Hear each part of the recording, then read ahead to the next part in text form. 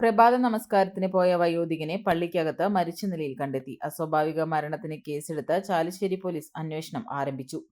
പുലർച്ചെ പ്രഭാത നമസ്കാരത്തിനായി പള്ളിയിലേക്ക് പോയ വയോധികനെ പള്ളിക്കകത്ത് മരിച്ച നിലയിൽ കണ്ടെത്തി.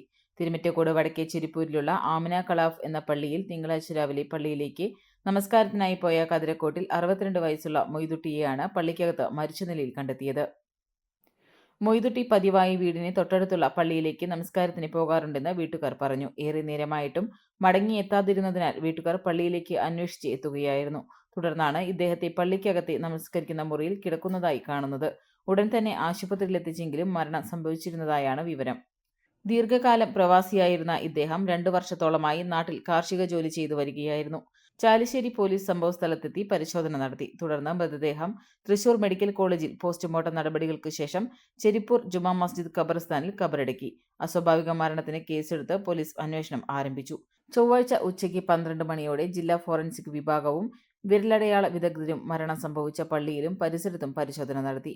ബുധനാഴ്ച ഉച്ചയോടെ വീണ്ടും ചാലിശ്ശേരി പോലീസ് പള്ളിയിലും മറ്റും പരിശോധന നടത്തുകയും വിവരശേഖരണം നടത്തുകയും ചെയ്തു.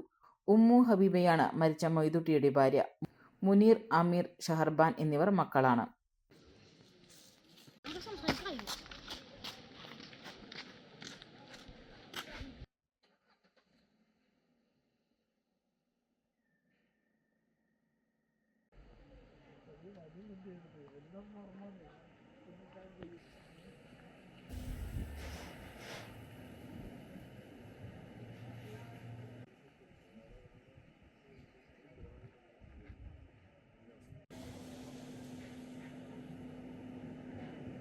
പെണ്ണു കൊതിക്കും പെണ്ണിനെ കൊതിപ്പിക്കുന്ന കനക കടകാഭരണങ്ങളുടെ കമനീയ ശേഖരവുമായി പട്ടാമ്പി പട്ടണത്തിന്റെ കനക കൊട്ടാരം Manukas gold and diamonds, Manukas tower railway ഓവർബ്രിഡ്ജിന് സമീപം, മെയിൻ റോഡ്, പട്ടാമ്പി.